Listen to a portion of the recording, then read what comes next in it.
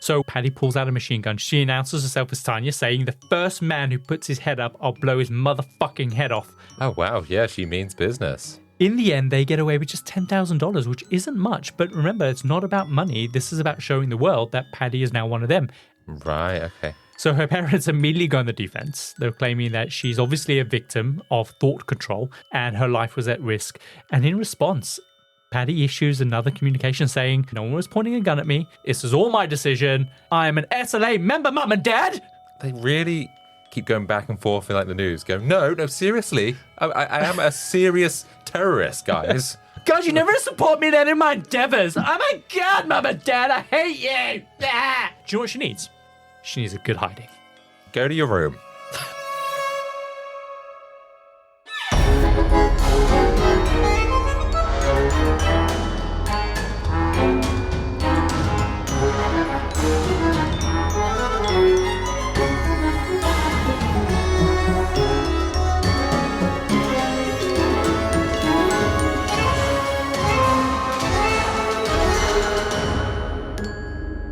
Welcome to the Compendium, an assembly of fascinating and intriguing things. We're a weekly variety podcast where each week I tell Adam Cox all about a topic I think he'll find both fascinating and intriguing. We dive into stories pulled from the darker corners of true crime, the annals of your old unread history books, and the who's who of extraordinary people. We give you just enough information to stand your ground at any social gathering. I'm, of course, your ringmaster this week, Kyle Reese. And I'm your ant farm doctor? Okay. I'm learning to not question anything anymore. Just because it just opens up a can of ants. It just leads us down into a dark place that we don't want to be. So you're an ant farmer this week. Ant farm doctor. Ant farm doctor. Because every farm needs a doctor on hand. Well, yeah, your local GP. Yeah, I don't know. This circus is getting bizarre. It is getting really messed up, but I like it. Today's Compendium, we are diving into an assembly of heiresses, revolutionary cults, and a media frenzy that shook a nation. Once again, what? What is this all about? So, Adam, today I'm going to be telling you the incredible story of a wealthy heiress who was kidnapped by a gang of Marxist revolutionaries in the USA during the 1970s, only for that same heiress to become one of America's most wanted criminals. Oh. Adam, today I'm going to tell you the story of Patty Hearst, from kidnapped heiress to America's most wanted fugitive. Interesting. What do you know about the story, if anything? I'm guessing nothing. Do you even have to ask me every week? Each week, I try to make sure I tell you a story you know nothing about, and most of the time, I really crack it. It's shocking how disconnected we are because we live together, and yet you have no idea what I'm working on. You probably tell me in the week, and that sounds great, and it gets to recording day, and I'm like, what? We're doing this? Right, Adam, listen. This story is mad because it takes place in a really weird part of American history. The Vietnam War and the Watergate scandal has just happened. Cities like San Francisco and Los Angeles have become these massive hotbeds for kind of civil unrest.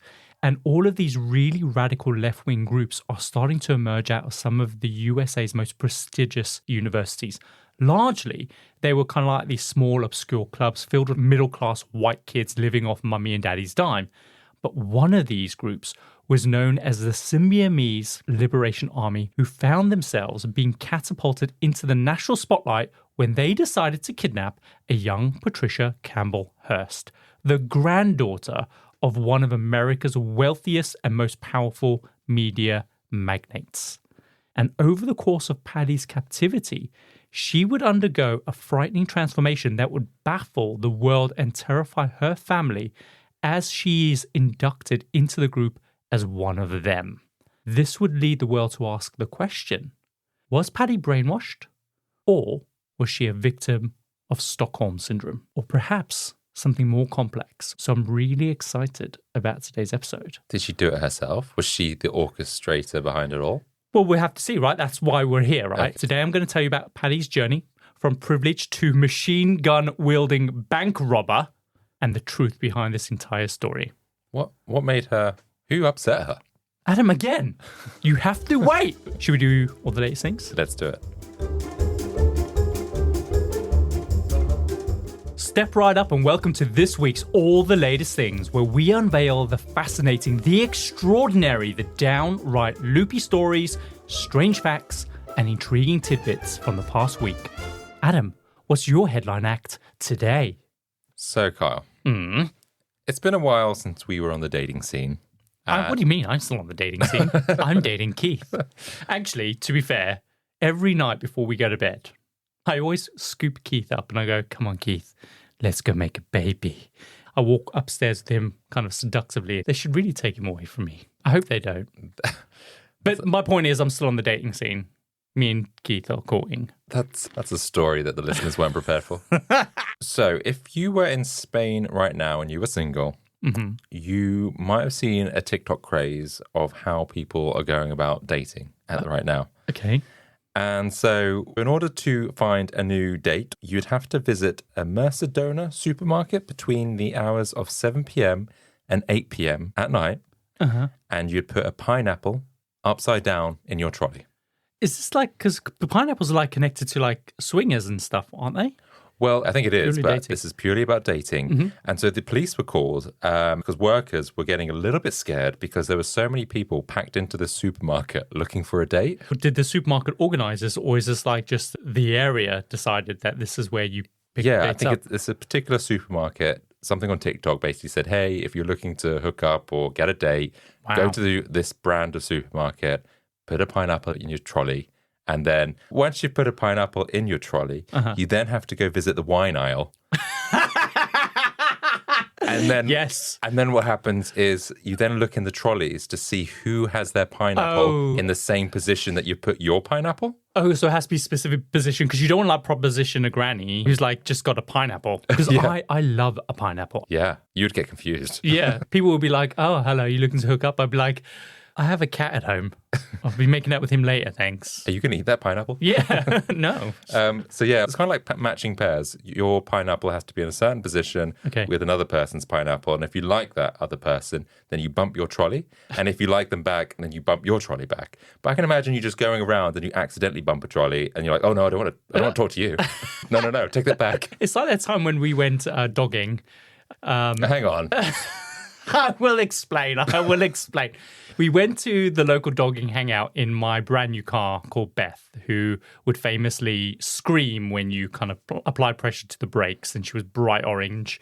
We went to this dogging spot just to kind of see what was happening. And as we pulled in, a car came in, didn't they? It wasn't a police car. Well, no, first there was another car in there and they flashed their headlights and we were like, oh, this is really freaky. Let's go. So I turned the ignition on, the lights turn on, but then the engine failed to start. And then I have to turn the engine off. But that then looks like I'm turning my lights on and off. And then this guy started pulling up in front of us and we started screaming. And then the next thing, a police officer came in. Do you remember that? I do. I actually blocked that out because like sheer panic of us going, no, not into this. And then if you remember, immediately after that, we drove to Tesco and we bought some panty liners because we wanted to understand how panty liners worked. Where is this episode going? What we used them for was to put them over our mouths and use them as gags to shut each other up. Yeah, that's right. Yeah. God, those were the days, hey? That's how we used to date. Yeah. Oh my God. So yeah, that's my latest thing this week, pineapple dating. What about you? I love it. Okay, so in the UK, unnecessary emails account for nearly 24,000 tons of carbon every year. Can you believe that? Really? 24,000 tons. That's unnecessary emails only. So this was calculated by an energy company called OVO, which of course you might remember. We used to be with them. They used to be our supplier. So they looked into the carbon footprint of an email and they estimated it to be around about 1 to 4 grams per email. And out of all the emails sent, unnecessary emails essentially generate 24,000 tons of carbon. And what constitutes an unnecessary email are things like you replying yes or thanks to an email, like as a way of acknowledging that you've received it. But then they have like that signature where they said, oh, be green. Don't print this email. So you think, well, this is absolutely fine. Yeah.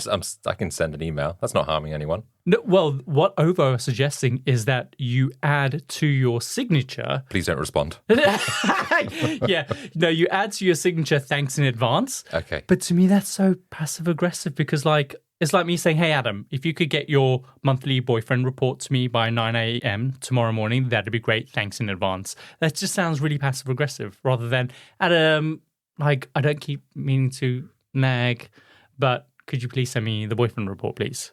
Do you know what I mean? Like, I don't know, just assuming you can't just say thank you in advance. I think to me that's rude. I don't know, sometimes I'll think thanks for doing this just in case I don't respond to it, but I am expecting it in my inbox. You are expecting an ignore. Well, I guess that's it. And I guess the ruder you are, the more directly you are benefiting the environment. Because if you completely blank someone and don't respond, then you're helping the environment. So anyway, the interesting about this research is that the guy who advised the study was a guy called Mike Berners-Lee. And he is actually the brother to Tim Berners-Lee, who was the guy who invented the World Wide Web. Oh, okay. So I thought that was quite cool. So the calculation factors in calculating kind of the emails are things like the server processing, electricity costs, the cost of running the computer network, the data storage, all these different things. So it's quite a complex kind of formula. But Mike Berners-Lee also wrote a book called How Bad Are Bananas? The Carbon Footprint of Everything. Right. And it's a book that is a collection of things that will tell you what the carbon footprint of certain things are. One of the things he talks about in it is that the 2010 World Cup cost 2.8 million tons of CO2e. That's the carbon footprint of the World Cup. Mm-hmm. Now, to put that into perspective for you, that is the equivalent of every person in the world having 20 cheeseburgers each, or the equivalent of 6,000 space shuttle flights. Now, hang on. I don't know if that's the equivalent of every person in the UK having 20 cheeseburgers or everyone in the world. I'm going to say it's more likely everyone in the UK. Maybe one of our listeners can fact check. But that's ridiculous. 20 cheeseburgers each, every person. You're making listeners fact check your work. Yeah, thanks. If you could, that'd be great. Yeah, thanks in advance. Actually, we did have a really nice lady who wrote in and fact checked something from the Roswell episode almost like over a year ago. What, correcting your mistake? Yeah, about plastic. She was like, listen, people in New Mexico absolutely knew what plastic was back then. I was like, okay, I'll issue a correction. So sorry, thanks for fact checking everybody. But other interesting calculations are that a heart bypass operation, how many tons of carbon dioxide do you think that is? 1,000. Okay, that's a lot. That's too much. Oh, 10. Well, 1.1 ton. Bypass operation. Now, also, if you're making a BLT sandwich, if you were going to kind of lower the impact of that BLT sandwich, what's the one ingredient that you'll take out of the BLT? Well, I feel like you take out the B because of rearing pigs is probably going to take a lot of CO2. So the B. The B. It's actually the T. You take out the tomato. Yeah. So tomatoes need a huge amount of heating and lighting in greenhouses. Greenhouses? That's natural light. Yeah, but you need heating and you need air conditioning and stuff. But not with a regular greenhouse.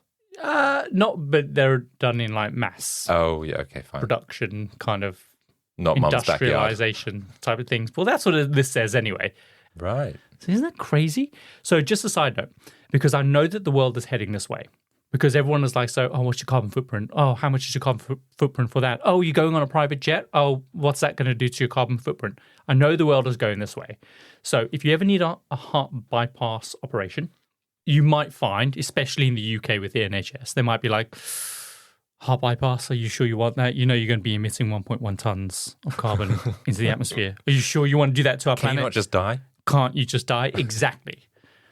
Well, you can then use one of their biggest carbon mistakes and throw that back in their face. And when I say they, I mean the NHS. Because back in 2016, there was an email storm. Do you know what an email storm is?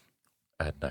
Basically, there's a lot of emails that get sent and everyone's replying to the same email because they're either hitting reply all and it can bring down an email server, basically. Right. So in 2016, there was this email storm where 186 million useless emails were sent by an IT guy working for the NHS when he accidentally sent out an email blast to all 1.2 million employees of the NHS.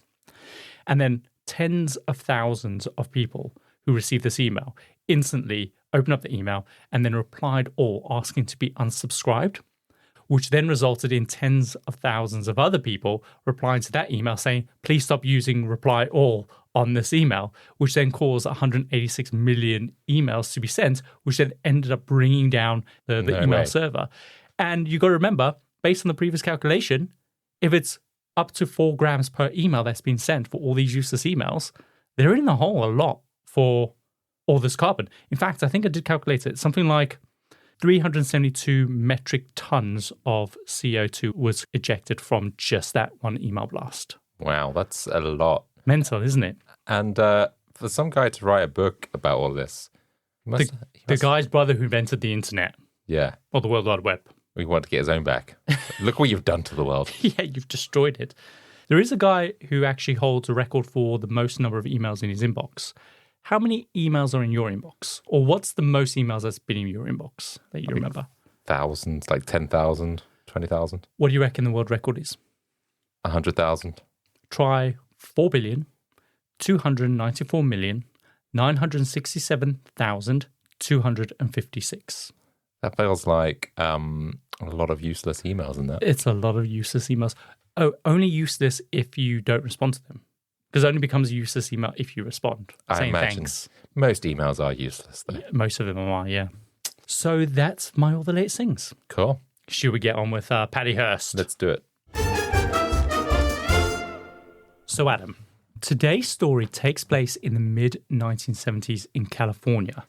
It's a time that is marked by significant social and political unrest. The country is still reeling from the Vietnam War, the Watergate scandal has just rocked the nation, and it's shattered the public's trust in the government. Also, this is a time where widespread economic struggles, including inflation and the 1973 oil crisis, was kind of in full swing. So cities like Los Angeles and San Francisco are experiencing an increase in civil violence and this emergence of these new radical ideologies, leading to over 1,000 politically motivated bombings every single year. So it's a scary time. And against this backdrop is where I want to introduce you to the first of our main characters of the story, starting with the star of today's episode, Patty Hearst. So Patty is born into a family that is both incredibly wealthy and incredibly famous. Her grandfather owned one of the largest media companies in the world at the time. And for a modern day comparison, think of the Hearsts as the equivalent to the Murdoch family. I was just thinking that. Exactly. They are huge media conglomerates. Moguls, that's it. And if you guys who don't know who the Murdochs are, they are kind of like the inspiration behind the family from Succession. Oh, okay. So if you're familiar with the TV show, then you get a sense of what this family dynamic might be like. Or like waiting to like take over from dad. Exactly. So Patty's grandfather, he owns like 28 of the biggest newspapers of the time with a combined readership of like 20 million people. So they have a huge amount of influence amongst kind of ordinary Americans at this time. And they are also credited with essentially inventing the modern day tabloid journalist kind of format as we know it. And the types of things that they would publish would be similar to what we would find in like the Daily Mail today, like sensationalist stories and headlines. Exactly, yeah, like dramatic headlines with made up quotes and anonymous sources.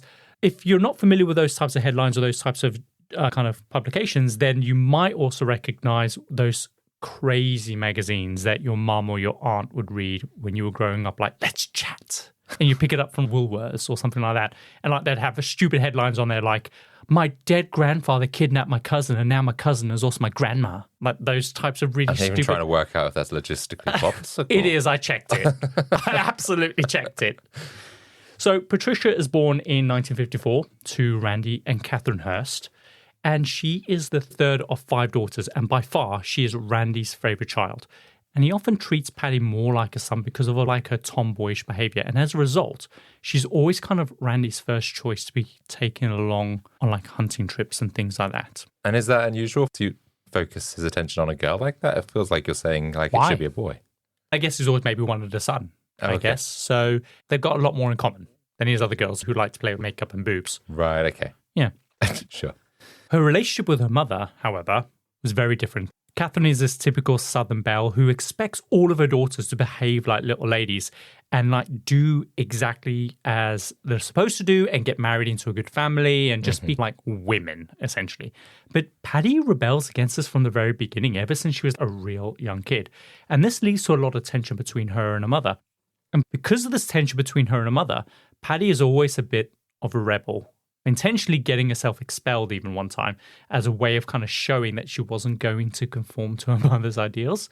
And there is no question that Patty goes out of her way to rebel against her mother. And in her mid-teens, much to Catherine's dismay, she decides that she's going to start a relationship with one of the local neighborhood poor kids. Really? But the thing is, though, each time she tries to keep them apart, Patty is just even more determined to see him. Obviously, there's got to be some kind of element of her actually liking him. Sure. However, the relationship doesn't last long. And around the age of 15, she develops a crush on a teacher. So his name is Stephen Weed. Weed? I know, what a brilliant name. Stephen Weed. I get the sense that he's obviously a pothead. So she starts actively pursuing him. She convinces her father to hire Stephen as her guitar teacher, which then eventually leads to him becoming her math tutor, all for the purposes of her getting closer to him. And how old is she? So she's around about 15 at this time. 15, and she's seducing the maths teacher, Patty. At the time, obviously, Stephen is 7 years older than Patty, and when she starts pursuing her, he doesn't really do much to resist. And initially, her pursuit of him is seen as kind of this major rebellion, but her parents don't really try very hard to put a stop to the relationship. So why did the parents not care? Because it sounds like he's an older man, and she's only 15, and I would have thought any parent would be like, oh, that's not okay. Yeah, it's an interesting question. I don't know. Like, her dad is a bit of an alcoholic at this time, so he doesn't really fuss over anything that she does anyway. And also, in his eyes, Patty is his favorite, and she can do no wrong anyway. And it's also in the 1970s as well. So I think it's also a different time, a different kind of attitude towards having relations with older people. If anything, the biggest issue here is that he's probably not from a good family. That's probably the biggest issue here. I understand age difference, but this is a pupil-teacher relationship. Yep, exactly. But even then, I don't think it was that much of a taboo thing in the 70s. Really? Yeah, I think so. Certainly not as much as it is now. They might have had a problem with it. But I don't think it's to the level that it is. It feels like they've written off their daughter already. Patty's not going to amount to much. Let's just focus on Sandy. 100%, I think that is certainly true on her mother's side. Because as for her mother, she just doesn't approve of Stephen. She never will. But she's come to terms with this idea that Patty is just never going to be the young lady that she wants her to be. And so she doesn't really stand in her daughter's way. The only thing that Catherine can't stand is Stephen's moustache. So in a subtle passive-aggressive move, she gives him a razor in an attempt to kind of like drop the hint to kind of shave off the mustache. What happens if we grew up in the era of mustache? Well, we can have a mustache, Adam. You can't have a mustache. I grow a pretty good mustache. Yours is pretty good. It's really thick-lipped. Mine's very French, a very French moustache. French pencil Poirot moustache. Yeah. I wonder when mustaches are going to be back. I think mustaches are back now. What are you talking about? They are, but not in the way of like 70s mustaches. Not you want like big, a handlebar? bushy. Or like a walrus mustache? Yeah. That's not back. Soon. I think soon. That's back? What? When you look at pictures of Stephen, he has one of those big walrus mustaches. Mm-hmm. He also has those big kind of pedophile glasses. I don't know if that's the right way to describe, that particular term. They're very 70s pedophile glasses, Adam. And he's fitting the mold here. So he's going out with someone who's 7 years younger than him and a pupil. Okay. We can't give him a pass here. No, I don't think But anyway, he's pathetic. Okay. As we'll come and find out in a minute. So even though like Patty is a bit of a rebel, she's actually a very good student. She ends up graduating a year early and she lands a place at Berkeley. And it just so happens that Stephen lands a graduate fellowship there too. And so they decide that they're going to move to Berkeley together. His job is only paying like $400 a month, which doesn't really matter since Patty comes from like one of the richest families in the world anyway. Mm-hmm. So at 19, Stephen proposes and they're essentially playing happy families while Patty kind of studies, Stephen teaches, and things just like plod along. But eventually things start to take a turn and Patty starts getting a little bit bored of the relationship. And the reason for this is because she's starting to experiment with drugs and embracing these new bohemian ideals that are being shared around the campus by all these other students where all these other radical groups are springing up from, right? Berkeley University was majorly known for these at the time. It's like this hotbed of extreme leftist organizations, essentially. These groups would include like the Third World Liberation Front, or the Anti-War Activist Group, or the Environmental and Anti-Nuclear Movement Group, and various LGBTQ plus groups. Even back then? Yeah, like it was extremely, extremely progressive. And so it's immersed in this environment that Patty begins to feel like she might be outgrowing Stephen after kind of like meeting this whole set of new and interesting kind of intellectuals around the campus. So that's Patty. So let's pause there, because before our story can really take off, we need to meet the next character in the saga. His name is Donald DeFries.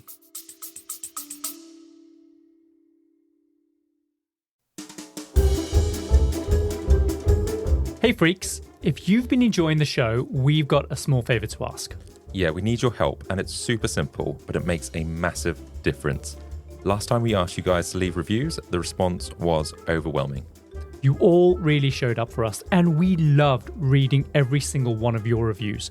But we've got to keep that momentum going.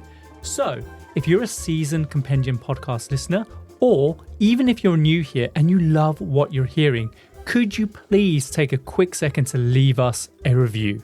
It's super easy. If you're on Spotify, all you got to do is click that star button and give us a 5-star review. Nice and quick, done in like 2 seconds. But if you're feeling extra generous and you've got a bit more time in your hands, then head over to Apple Podcasts and leave us a sweet, thoughtful written review. Trust us, this will go a long way. Or if you're like, I don't use podcast apps, no worries. You can still show us some love by going to our website, thecompendiumpodcast.com, and leave us a review there. We've made it super easy. The more reviews we get, the more listeners we can reach, and the better episodes we can bring you. It's a win-win, really. So yeah, hit that star, leave us a review, and help us grow this amazing community. We appreciate it more than you know. So, should we get back to the show? Let's do it.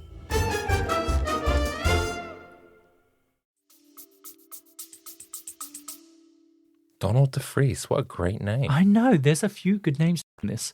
So Donald's story begins in 1969 while he's in prison at a place called, I believe it's called like Vaughaville. Okay, and what did he do? So he's there most recently because he attacked a prostitute, he stole a check from her, and then he a check, yeah. Hang on, are you suggesting that a prostitute is getting checks for her work? Yeah, I mean, back in the day, checks were rife, man. I guess so, but I don't know if I would trust it. Like, just, you've had a John, he's written you a check, and you're like, well, this is going to bounce.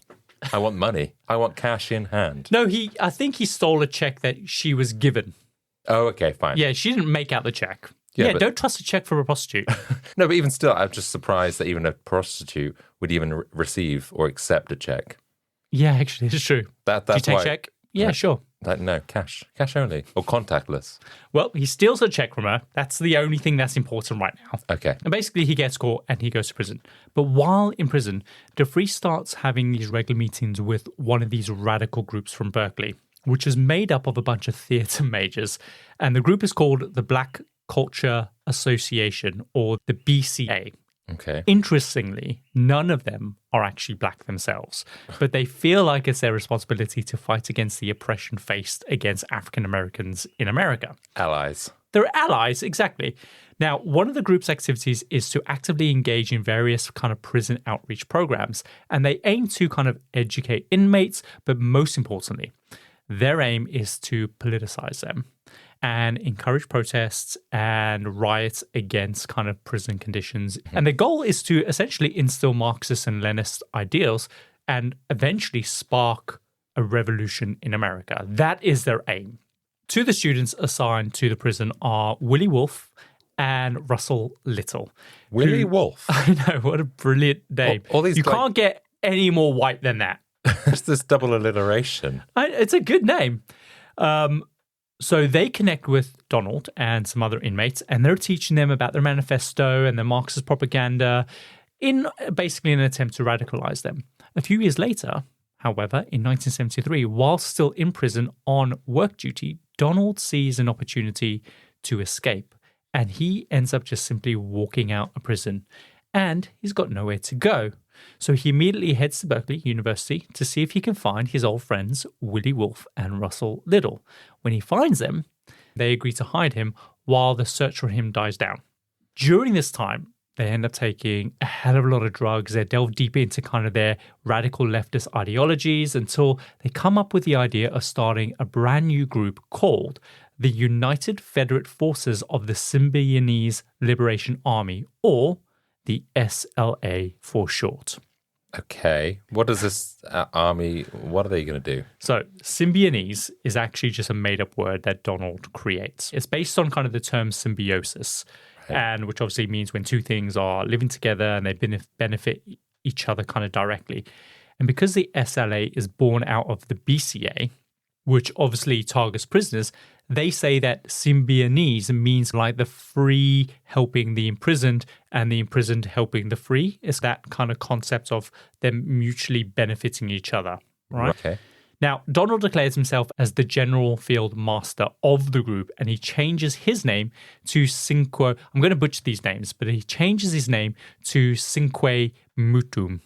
Can I just ask, how much acid have they taken? A lot of acid and a lot of drugs and a lot of marijuana. Yeah, at the moment, all they're doing are just making up names.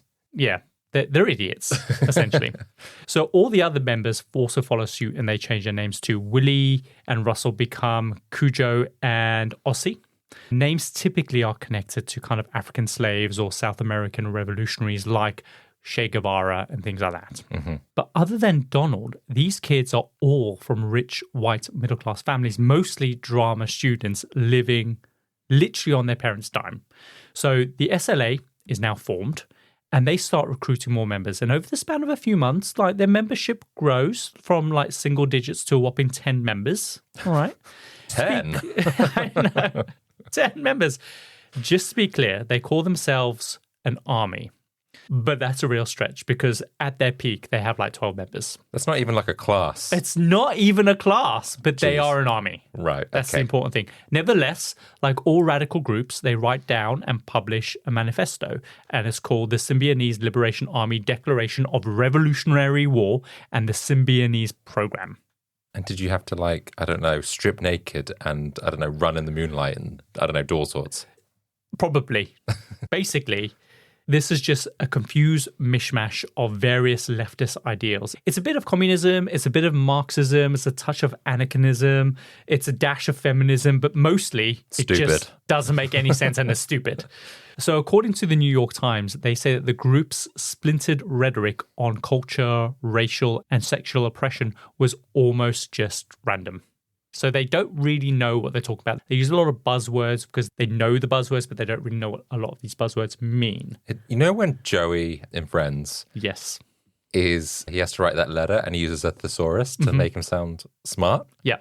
This feels exactly like that. Yeah. So if they had like a thesaurus of leftist ideological words and they just went, okay, what does this word mean? Okay, yeah, we'll throw that one in there. Throw in some feminism, some Marxism. They just don't know what a lot of it means. And the thing is, though, most of their manifesto directly contradicts itself. They don't even know what the word Marxism means. And that's the foundation of the entire manifesto. Like, they just mix these different ideologies together. It just doesn't make any sense.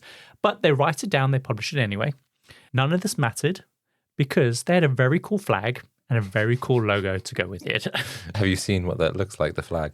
Oh, yeah. So the SLA flag is basically a red background symbolizing the blood of their enemies. And in the center is a coiled black cobra with 7 heads representing the group's readiness to strike at any moment. And much of the symbolism that they use is just borrowed from other kind of faction groups formed in previous decades around the world. So they're just borrowing a lot of cool things that they see. They're like, oh, that's really cool. Let's add a cobra onto that. And it can mean like the blood of our enemies. And it's not great. Stop trying to make great happen. Great. Yeah, it just sounds like these guys need a job. But anyway, carry on. Yes, they do. I mean, they're all just rich kids pretending to be woke, essentially. Trying to find a purpose. Yeah, they're just insufferable, if you ask me. Now, despite their stance on violence as a strategy, their ideals are mostly positive, right? Their movement aims to eliminate pain and suffering in the world. Like, who doesn't want to eliminate that? They're against racism. Hang on. They want to eliminate pain and suffering by being violent. Yeah. Okay. Yeah, as I said, it doesn't make sense. Just want to clear that up. They're against racism, sexism, ageism, capitalism. They want to secede a portion of the United States and form their own independent country. Or failing that, they want to completely overthrow the United States. But despite, obviously, their lofty goals, they don't actually have a strategy. They lack an overarching endgame or any clear purpose in how they're going to get their goal of creating their own independent country or overthrowing the United States. It's very wishy-washy, right? It's just a bunch of rich, insufferable students who have got no life experience. It's making me angry. Oh, is it? Yeah. That's shocking. Do you want to talk about it? No, but it actually reminds me of maybe not so dissimilar to younger people today that are just coming out of college and ready to take on the world because they think they've got all this wealth of experience, because that's what you do when you have that age. You think you are ready to conquer the world. They don't have wisdom, though. And you know it all, but you don't. You don't have that experience. There's only 5-10 years later that you go, I was an absolute dick. An idiot. Adam, the world has always been like this. Yeah. So always. And this is what's happening here. And it's just magnified at this time because of the geopolitical things that are happening around the world, right? Yeah, I was like it, but I didn't have a flag. I don't imagine you were. You were just always so nice. I mean, I know you didn't have a flag, but I don't imagine you were like this. Do you know what I mean? No, I don't think I was. Quite well-rounded. And I think I was. You're right. Dull. Love you. Yeah, carry on with your story. Oh, and this would have been the deal breaker for me. The group is also anti-alcohol. I know I'm not drinking at the moment, but if I was in my early 20s, I'd be like, yeah, I'm out. Yeah, bye. But like all good cult leaders, Cinque, aka Donald, doesn't follow the rules, right? He's always drunk on plum wine, and it seems that most of the rules only apply to the other members. And that's fine because they all worship him. After all, he's the only other black person in the actual group.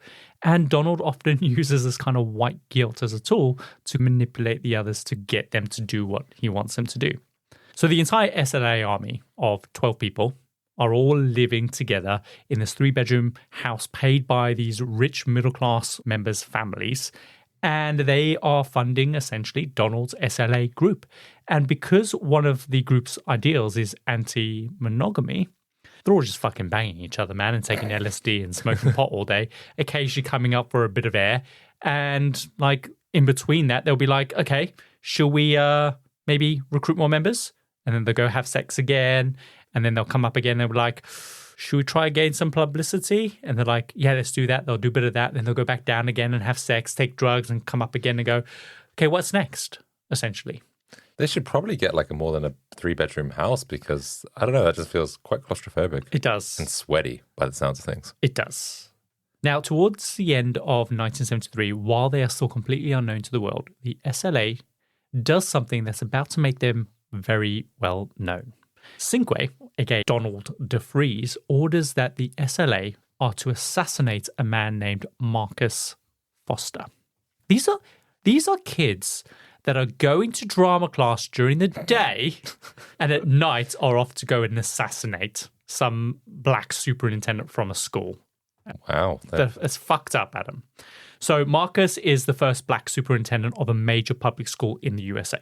And because he supports the introduction of student kind of identification cards, he is seen as this fascist traitor to the black community by the SLA. They think that killing him will help them gain support from the black community and will help them recruit new members. But most importantly, it will help them gain publicity, essentially. But this is a predominantly white. Exactly. Oh my God, Donald DeFries is like, we need more black members. No one wants to join. Let's kill a black person. Let's kill a black person. What the hell? A traitor, yeah. So a few of the SLA members, including a guy named Joseph Romeo, a codename Bo, and Ossie, they wait for Marcus to leave a school board meeting one day, and then they shoot him along with his deputy, using a hollow-tipped bullet that is packed with cyanide, and he dies, essentially. And when the news breaks about the assassination, the group issues a press release saying that we are the ones who did it, this is our cool logo, and this is why we killed him. And the thing is, though, no one knows how big or small they are, but people across America are terrified, and suddenly everyone is aware that there is this group of these radical leftists coming out of Berkeley University openly assassinating people. But at this point, they don't know who the people were. They just know it's an organization. Yeah. God, imagine if they knew, oh, it's just these I mean, obviously they killed someone. That's terrible. But it's just a bunch of teenagers or young adults. Yeah. Isn't it messed up? With a flag. With a cool flag. Not that cool. So their notoriety is soon to become a major problem for them because they had before the relative freedom to go about their business as usual. But now their logo is literally everywhere. So a few weeks later, two of the members, Bo and Ossie, they're the ones who killed Marcus, essentially. They're out picking up some artillery, and they're also collecting some SLA pamphlets from the printers. And they are pulled over by a couple of cops who see the pamphlets in the backseat of the car, and it's got the logo of their group on there. Of course, the news is everywhere. They recognize them immediately. They tell them to get out the vehicles. And at that point, Bo and Ossie start shooting at them. And without too much bloodshed, they're quickly arrested. And they are essentially sentenced to life imprisonment. But the other members managed to avoid all this. Yes, correct. So this is a huge blow for the SLA because now they've lost literally a fifth of their membership. Okay. So the rest of the SLA come together and they need to hatch a plan to secure their release. So on the record, we know a lot about their brainstorming ideas to free Bo and Ossie because after their arrest, the group had to abandon their house where they were all living. And of course, they want to destroy all the evidence that they left behind. So they try to burn all the evidence just in case the cops can link them to the house. But the problem is, being a bunch of rich white kids with zero street smarts, they have no idea how to actually set a fire. What they do is they pour petrol all over the place, they light a match and they walk away. But because they've left all the doors and the windows shut, the fire just gets starved of oxygen and everything is preserved. So when the police finally show up at the house, they see all the evidence and they know exactly what they were planning on doing. I'm sure, surely you would make sure that the thing sets alight and then you walk away. You don't just assume. They're just running. They think it's a firework. Like, run! Oh my God, these people. They are idiots. So yeah, everything is just perfectly preserved. And amongst all this evidence, they find a long list of potential people that they could kidnap to negotiate the release of Bo and Ossie. And it just so happens that Paddy's name is on that list. Oh. But like idiots, the police never actually reach out to any of the potential targets to warn them that there's this crazy group of nutjobs who might try and kidnap them. Maybe they just thought, these guys aren't actually going to go through with it. Yep. Oh, so how did they come to select Patty? She's also Berkeley. Yeah. They're not going far afield. So they're at class. Oh, let's just choose this random rich Patty. kid. Yeah. So meanwhile, the SLA have no idea that police have found all the stuff. They continue with their kidnapping plans. A couple nights before the kidnapping, the SLA members, they scope out Patty's place. They notice there's no security. It has easy access from the street. And there's not too many neighbors nearby. Mm-hmm. So on February the 4th, one of the female SLA members, they knock on Patty and Stephen's door. She claims she's crashed her car just down the road. And as soon as they let her in, two other SLA members, they bust through the door with machine guns while three others wait in different getaway cars down the street. Now, Stephen assumes that there's just an armed robbery. So he's like, take whatever you want. But like Cinque, he just ends up beating the shit out of him with his gun while the others just kind of gag Patty before carrying her out to one of the getaway cars. To put this into perspective, this whole situation would be exactly the same as if Paris Hilton was kidnapped today, right? Mm-hmm. The SLA, they take Patty back to their hideout. They throw her in the closet where she stays for almost 2 months in total darkness. Wow. At first, it's a total mystery who has taken Patty or even why. There's no ransom note. There's no demands. But because of who she is, of course, it becomes a huge media story almost instantly. Reporters swarm the Hearst mansion. Every day, Stephen and the Hearst family will come out. They'll give updates on any developments that they've learned. But for the first few days, the only updates are that we don't know who they are. We don't know why they've taken her. And we don't know when we're going to hear from them. It's just complete radio silence.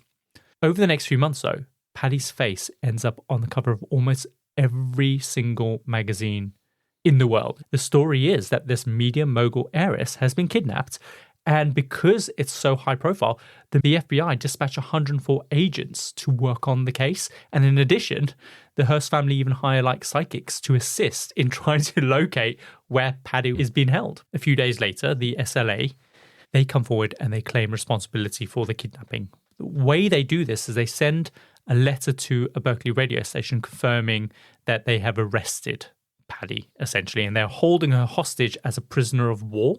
Because remember, they're an army. Mm-hmm. They are at war with the US government. An army of 8.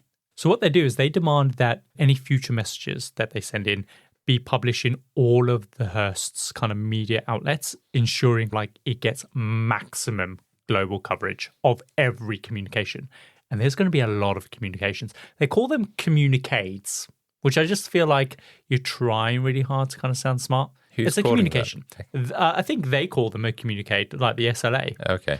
I mean, a communicate is another fancy way of saying message, essentially, or a communication. Communicate. That thesauruses has come out again. So in this first letter, the SLA is explicit. Paddy will be executed if any rescue attempt is made or if any other SLA members are arrested before their demands have been met. All of their future communications will be signed off with the same slogan. Death to the fascist insects that prey upon the life of the people. I mean, they're a bit traumatic. By the way, they are theatre majors, by the way. Oh, are they? So, yeah, they're all theatre students. Wow, so this has really gone to their head. Yeah. Like Shakespearean actors. Yes. So the following day, the media receives their next communication, this time outlining the demands for Paddy's safe release. Basically, they want Bo and Ossie released from prison, right? That's the reason why they kidnapped Paddy. Surely they never think that's actually going to happen. Exactly, because the governor of California at the time, Ronald Reagan, who obviously would eventually become president, is very conservative and very tough on crime. So it's just not going to happen. And also they have this kind of mentality where they just will not negotiate with terrorists at all. Meanwhile, Paddy remains confined in her closet. They force her to memorize the SLA's entire manifesto, making her recite it back to them like dozens and dozens of times every single day. They essentially want her to be able to speak knowledgeably about the group and their goals and that they're planning on May. Exactly. That's one of the biggest questions that will come out of this. Was she brainwashed? So, 8 days after the kidnapping, on February the 12th, when it becomes clear that Bo and Ossie are not going to be released, the SLA issue their next communique, or the communication, and it's a recording of Paddy delivering the next set of demands. Now, Paddy begins the recording with Mum, Dad, I'm okay. I've had a few scrapes, but they've cleaned me up, and I'm not being starving, and I'm not being beaten. Listening to this tape, by the way, Paddy sounds completely bored. Well, she's in a closet rehearsing these stupid... Day in and day out. Yeah, for sure. Like, she's been doing this for 8 days. So in a message, Paddy reassures everyone that the SLA is adhering to the Geneva Convention of guidelines for kind of treating prisoners of war fairly. However, in the recording, she urges her parents to comply with the SLA's demands very, very quickly and very, very promptly. So she then outlines what the demands are. She says, as a gesture of good faith, the SLA want the Hearst family to provide $70 worth of food to all the needy people of California before any negotiations can proceed and they can start to negotiate Paddy's release. How do you even do that? Exactly. How are they going to do that? So this is supposed to emphasize that their actions aren't about profit, but they're about making a positive change in the world. They have no concept of how much that's actually going to cost. $70 of food for every needy person in California is going to cost them $400 million. And although Randy Hearst is wealthy, he doesn't actually have access to that kind of money because most of their wealth is tied up in trusts and other assets. And the Hearst family fortune as a whole is managed by a board. Basically, the Hearsts receive an allowance every year from the board, and that's how they're able to kind of support themselves. So they're not going to hand over that kind of money for them to kind of just hand over to a bunch of terrorists. Like, that money is locked away. It's protected by a board. But Randy obviously doesn't want to admit publicly that he doesn't have access to that kind of money.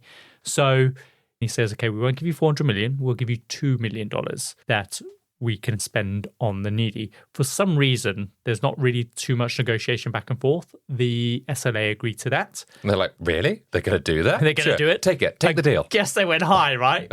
Go high in case they come down. So basically, they establish a new foundation under the Hearst family name called People in Need, and they assemble a team of organizers and they recruit like hundreds of volunteers to distribute the food across California. One of the SLA's demands is that all the food be delivered in boxes containing the SLA's kind of Cobra logo in order to promote the group and to make it very clear that this food is coming from this notorious kind of SLA group that murdered this Marcus kind of guy. It's quite interesting because this is just a bunch of 8 or 10 people that's been able to pull this off. So this bit is kind of impressive. It is impressive, yeah. So when Ronald Reagan finds out about this, he just publicly expresses his disgust, like accusing the Hearsts of pandering to terrorists. I mean, at the end of the day, they want their daughter. They want their daughter back. Yeah. So fuck you, Ronald Reagan. Get this, he also says this. He hopes that everyone who accepts the food for free gets a bad bout of botulism. I'm like, what did they do to you? They're just people who are hungry. They just need some food. They just want some bread. Yeah. Maybe you should give some money, Ronald. Yeah, exactly, Ronald Reagan. So they set up 13 distribution points across California, expecting kind of everything to go smoothly. However, when they start distributing the food, people start storming the trucks and volunteers have to kind of like frantically keep up with all the chaos, just handing out food. It ends up looking like they're throwing food at people, but they're not. They're just trying to get the food off the trucks as quickly as possible. When the SLA sees this, they are furious because they believe that the Hearsts are kind of just insulting poor people by just throwing food at them. Right, okay. So it doesn't look good. So this is when Patty seems to change, all right? Because in their next video or communique, instead of the bored, disinterested demeanor that she showed before, she now appears annoyed about how the media have depicted this kind of food drive and how her mother, Catherine, specifically, is behaving in front of the cameras. Like, in her communication, she's like, Mum, I'm not dead. You need to stop wearing black. Really? Mum's like all dramatic stuff. My daughter. She's like, it looks like you're in mourning. So at this point, Randy is forced to admit to the media that the situation is now beyond his financial capabilities. But when Patty hears this, she's devastated because it sounds like he's not willing to try and save her. Like, she and everyone else believe that their family has access to literally billions and billions of dollars, when in reality, none of that money was accessible to him at all. It's a business, yeah. So Patty sends out another communication, and in it, she is furious. She says, I don't believe my parents are doing everything that they can. They said that it's now out of their hands, but what you should have said is that you've washed your hands of me and that you don't love me anymore. They just spent $2 million trying to get you back. Yeah, but it's not the $400 million that they were supposed to spend, right? Yeah, but okay. What's interesting is that she now sounds less and less like a prisoner or a victim. And this is because while being held captive, she is starting to connect with the SLA members. And they're all living together in this small house 24 hours a day. She can't still be in that closet. She does come out the closet a little bit, not as a lesbian. She is being very cooperative as a prisoner, so they're very sympathetic towards her. The only act of resistance that she ever gave was initially she refused to eat until someone took a spoonful of the food to prove that it wasn't poisoned. But anyone would do that, right? Mm-hmm. But I guess over time, like, they begin to build trust and they understand that she's not going to run away or anything. But now the SLA are at a crossroads. Regardless of the connection they built with Patty, they are now haven't had any of their demands met. So they don't know whether or not to ask for something else, let Patty go, or just kill her. But at this point, Catherine, Patty's mother, has accepted a job offer from Ronald Reagan to be on the governing body at Berkeley University.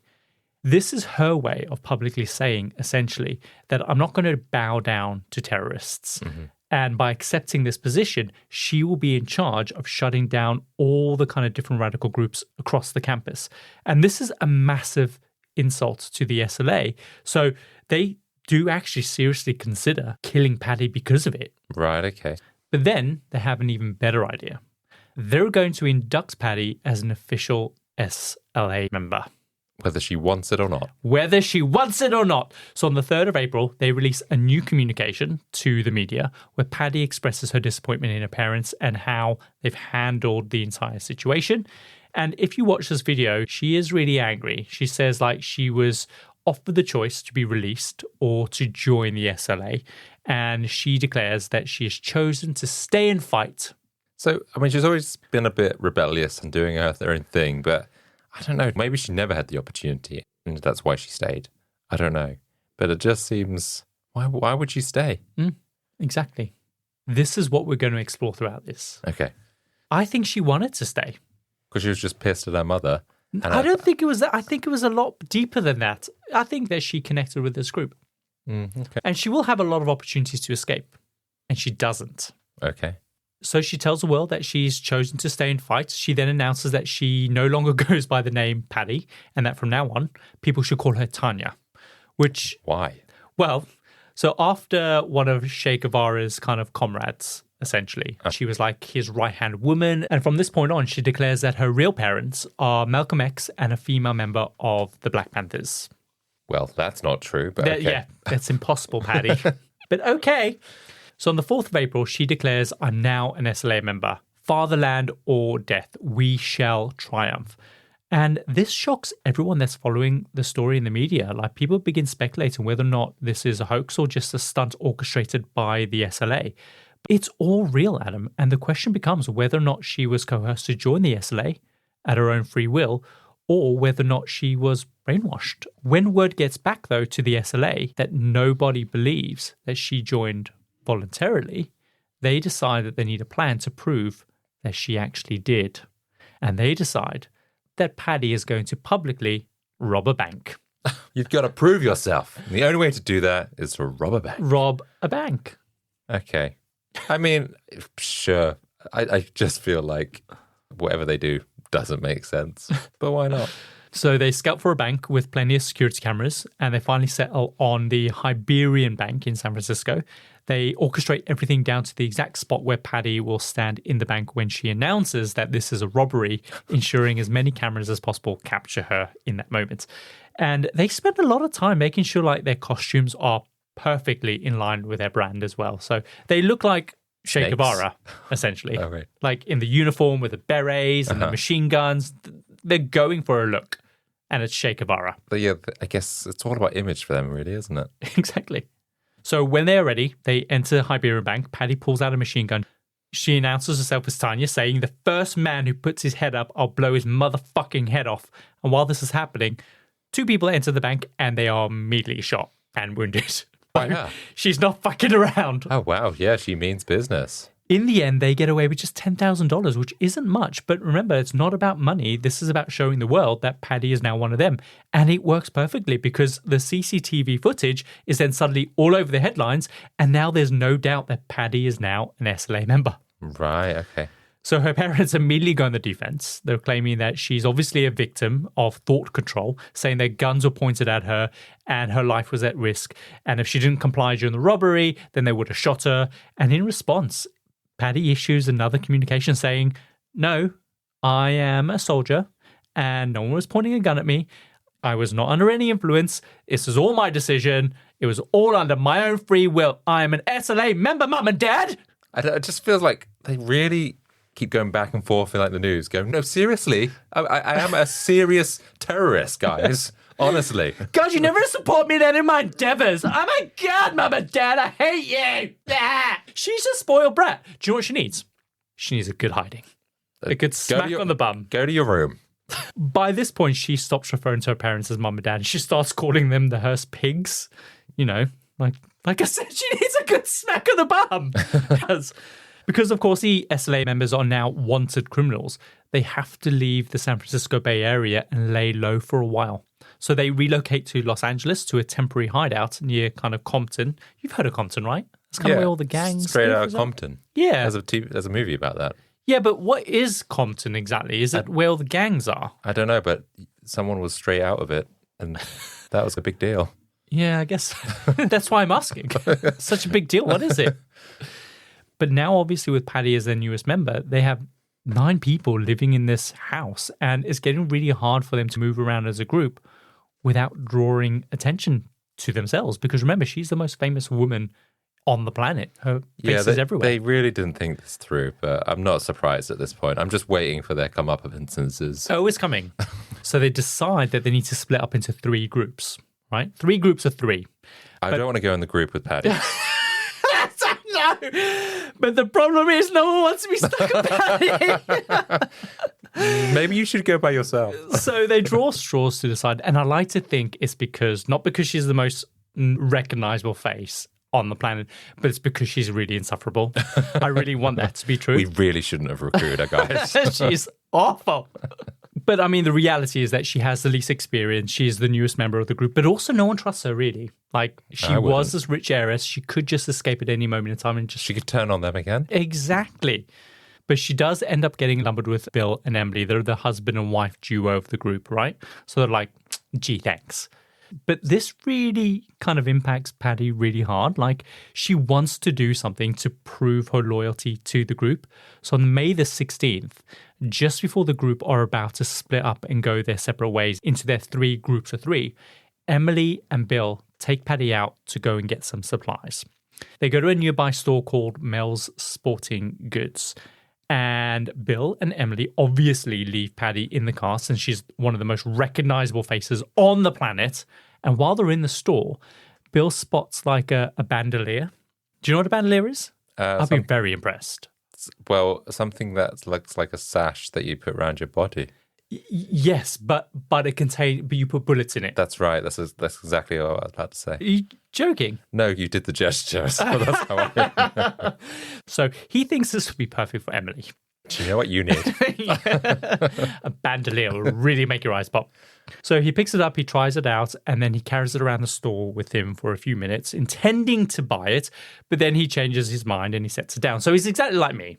I do exactly that. I like, pick this up. I love it. Adam, I'm going to use it forever, I swear. And then literally 5 minutes before the checkout, I put it down. Yeah. It's a real problem. I don't think I'd like shopping with him either. So one of the shop attendants sees Bill pick it up, but he doesn't actually see him set it down. So he thinks that Bill has stolen it. Okay. Now, the attendant is starting to be a cop, so he knows that he has to wait for Bill to leave the store before he can intervene and try and apprehend him for shoplifting. So as Bill and Emily are walking out the door, the shop assistant yells, "Bill!" And Bill, his heart immediately stops because he thinks somehow this guy knows his name. But it turns out that the shop assistant is just calling for his manager, whose name also happens to be Bill.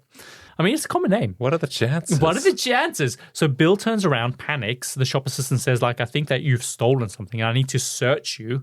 Bill freaks out. He screams. He starts running away. And the shop assistant just tackles him to the ground and tries to perform a citizen's arrest on him. And while Bill is on the ground, suddenly dozens of bullets just start flying over their head and everyone just hits the ground. Bill and Emily look across the car park. And there's Patty. And there's Patty firing from the driver's side of the van. And she just keeps firing until she empties 2 magazines of ammo from this machine gun into the side of this building. And once that finally stops, Bill and Emily, they just kind of get up and sprint over to the van and they drive off. I'd go drive off in another van. Well, I'm not carrying on with you. Well, I mean, they do make a getaway. They only manage to get several blocks before the car completely just dies. At that point, Bill spots 2 guys hanging out in front of the yard, and he runs up to them and he says, I don't know why this works. He goes, "Hey, I'm with the SLA. We need your car." And probably just in a state of utter bewilderment, they just willingly hand over their keys. I guess they might have also sound like it sounds like the PDA or something like a police. PDA, public display of affection. With a PDA. We're with the FBI. Yeah. But maybe they misheard it for I don't know, some kind of police. Yeah. So I stand by that. Okay. Bewilderment took over there. Yeah. So they get into the car and they just speed off. A few hours later, they decide that the car is far too small to conceal them, and they realize that they need a van so they can kind of lay low if necessary. Also, remember, they're an army. Mm-hmm. What kind of threateningness can you kind of evoke if you're in a sedan, right? You need a van. Yeah. Mr. T van. So they spot a van with a for sale sign in the window, and they get out. Emily knocks on the door. And an 18-year-old guy opens the door and Emily turns on the charm. She's like, "Hey, could we possibly take your van for a bit of a drive?" And Tom's like, "Yeah, of course." So they get into the van. And just as she gets into the van, Emily asks, "Can my friends join?" And at that moment, Bill and Patty appear on either side of the van's windows, with Bill gesturing at his machine gun that's kind of underneath his jacket. Mm-hmm. So Tom doesn't really have much choice, really. So they all pile into the van. Tom immediately recognizes who they are, and rather than being utterly terrified, he's super stoked that he gets to meet a real-life celebrity because he's seen them all on television. Right, okay. So he knows exactly who they are, and he thinks, my friends are never going to believe this. He's one of those really annoying, insufferable kids. He's more than willing to be their hostage, just as long as they promise to get him home in time for his baseball game tomorrow. That's his only stipulation, and they agree. They're like, "Yeah, sure, no problem." So they hang out together with Bill, Emily, and Patty, telling him all about what just happened at the shootout and how Patty saved the day. And they even let Tom do the honors and saw off the handcuff that was still on Bill's wrist. And then the four of them head to the agreed meeting point that they had in case any of the members of the SLA got separated, which just so happens to be a drive-in cinema. To signal to the rest of the group that they were there, they would just put an empty coffee cup on the roof of the van. Then instead of just waiting, they just all went and watched a film together, which just so happened to have loads of police shootouts in it. And every time a cop would get gunned down, they'd all just cheer together, including Tom. And he has no idea what's happening. He's just been swept up in all of this. So he's just loving it. But the thing is, though, none of the SLA show up to rescue them. And that's because the entire news story has been plastered all over the news. And they hear reports that the original van has been found and discovered, which lists the address where they've been staying. So now the police know exactly where they are. So rather than coming to get them, the rest of the group have to leave the fucking house. Right, okay. Yeah. So Emily comes up with a backup plan. She decides that the three of them are all going to hide out in a place that she knows very well. So the four of them head to Disneyland. Okay. So Sinku and the rest of the remaining five members decided they need to make a run for it. And they don't go far because they know someone with a house just a few blocks away. And luckily they leave within hours of the FBI showing up at the door. When they arrive, the house is obviously abandoned. But while they're bagging up all the evidence, this older black woman approaches them and says, "You guys looking for those white folks with all the guns?" They're at my daughter-in-law's house just down the road. Right. So someone's just busted them. Someone's dobbed them in. Well, yeah, if she's at the daughter-in-law's, she's like, I want them out of that house. I guess so. So the feds sneak up to the house from the outside and they can hear Cinque kind of yelling orders at the other members. Because, of course, the SLA have shown a tendency for violence, they start to evacuate people from 5 square blocks surrounding the house and set out a bunch of snipers and armed forces kind of to the property. But then, like an idiot, someone alerts the media and all these journalists start swarming to the area. And this becomes another media first because this is the first time that something happening in the world is broadcast live, like a big major event. This is the first time that it's live on television. Up until that point, journalists would kind of just go to location, they would record a bunch of film, they'll bring it back to the studio and then broadcast it. Mm-hmm. But now they had kind of this technology to broadcast it directly from the scene. Report on the scene, yeah. So with the whole world watching, including Bill, Emily, and Patty, the police try to coerce the group to exit the house, but they get no response whatsoever. So the LAPD fire tear gas grenades into the house. And at that point, the SLA start firing back a deluge of ammo from their machine guns. Now, they've adapted their guns so that they could fire 1,300 rounds per minute. So this is a storm of bullets that are just firing across kind of the street, basically. Suddenly, this small Los Angeles suburban street becomes an outright war zone for the next couple of hours. The police end up firing a total of 5,000 rounds of ammo into the house, and the SLA end up firing a total of 3,000 rounds. Now, this shootout still holds the record in the US for the biggest shootout in American history. While all this is going on, by the way, everyone thinks Patty is in this house. Mm-hmm. The nutty thing is that the tear gas grenades that the police initially fired into the house, they're extremely flammable. So as soon as the firing starts coming from the guns, the entire house goes ablaze. The gunfire only stops after the house finally collapses in on itself, killing literally everyone in the house. Really? It collapses? Yeah. Are they shot down all the walls and support? Essentially. So they shot down all the walls, all the support, plus also is burning. Yeah. So how many people are in the house? So 5 of them, maybe. Wow. Yeah. So that's them taken out. All dead. So Bill, Emily, and Patty, they watched the entire thing live on television. And for a short while after this, when the badly burnt bodies of the SLA are brought out of the house, everyone believes that Patty is one of them. It's not until dental records prove that none of the bodies actually belong to her. Mm-hmm. So a few days later, Patty then releases a communication to address the fascist pig media, which is basically a eulogy for all of her fallen kind of SLA members. But why would she? I feel like she should just gone into hiding. Yeah, this is her chance to get away. But then she's she wants the limelight. That's what I said. Yeah. That's exactly what I said. What are the chances? I think she's in this for the fame and the notoriety. It feels like it She now. loves it. Initially, like, she wasn't too sure, but now she's just like, yeah, I can make this a thing. This is a career for me. But with that said, though, after this, she does go in hiding. Okay. So this period becomes known as kind of Patty's missing year. All right. Missing year. So she, Emily, and a couple of other members that they managed to recruit along the way, they start moving back and forth between the West Coast and the East Coast. And during this time, they rob a couple more banks for money. And every so often, they'll plant like a few unsuccessful homemade bombs under a few police cars to try and kill some cops. Nothing really major happens. They don't really kill that many people or injure anyone. But they do kill some people.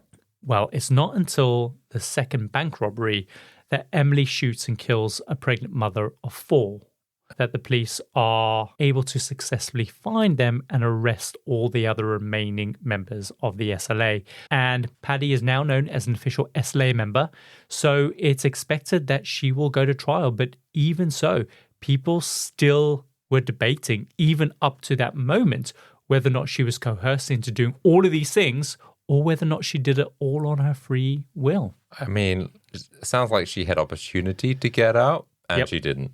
100% she had the opportunity. And maybe she, I don't know, maybe she's like into too deep and she couldn't get out, but I don't know. I feels like based on the character that you have built up of her when she's growing up, this feels like it was all her. Yeah, she loves a bit of the attention, right? Yeah, for sure. And what's interesting is that this is where 2 of the most frequently used terms throughout this case will become very commonly used around the world: Stockholm Syndrome and brainwashing.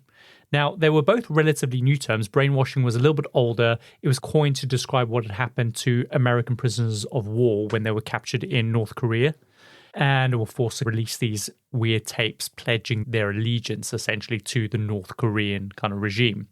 But Stockholm Syndrome, that is actually a very new term around about this time, and it originated during the events in Stockholm in just 1973, so just a few years before, during a bank robbery where the hostages started to empathize with their captors to the point that they resisted police rescue.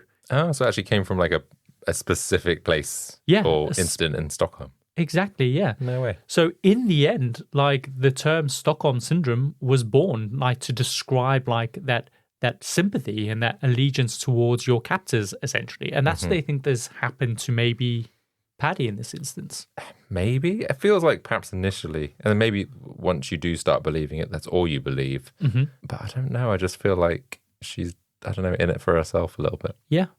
What is crazy about these terms, though, is that neither of them are medical terms. They're all started off as journalistic terms, which then became medical terms. And I just think that's really interesting. So Patty's actual defense is that she is suffering from traumatic neurosis. But when she is evaluated by several psychologists, their findings are completely inconsistent. Like her defense is based on the idea that she was forced to do everything that she did. And so she was no longer able to think for herself. So basically, she claims that she's been brainwashed. But because Patty is a member of one of the richest, most influential families in America, she, of course, is able to afford the best lawyers in the country. And these lawyers, they play dirty. They pretend to have like this ruling from a judge stating that certain questions can't be asked by the prosecution. It's just not allowed at all.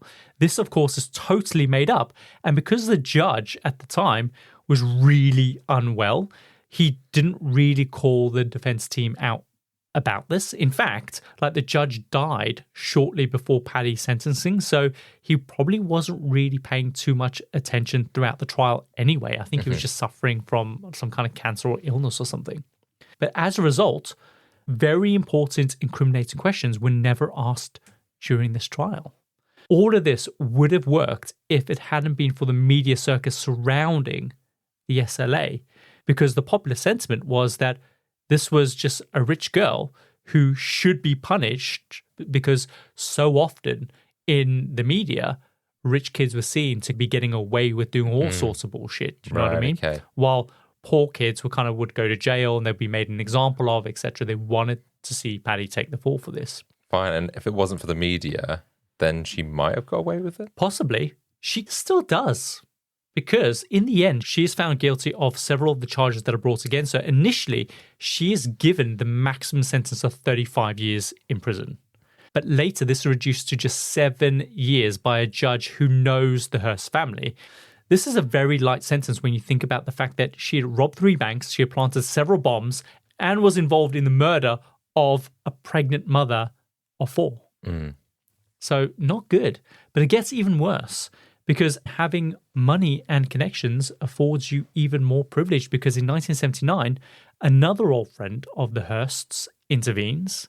It's a guy called President Jimmy Carter, who helps argue that the idea of brainwashing actually did hold credibility, because just a couple years before, the Jonestown massacre had just happened, where Jim Jones, of course, convinced the vast majority of his followers to commit mass suicide. So he commutes her sentence to just 22 months already served, which means she could just leave. She just leaves. Doesn't that make you sick when just someone can just swoop in there and do that to people in privileged people? Exactly.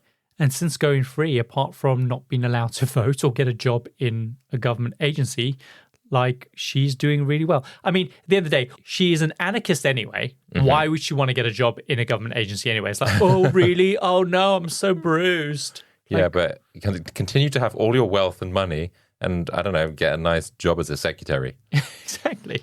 But get this. She ends up starring in a few John Walters movies, including Serial Mum. Do you remember that film? No. Oh, my God. It's such a classic, Adam. Is she good? No, not really. Oh, okay. Yeah.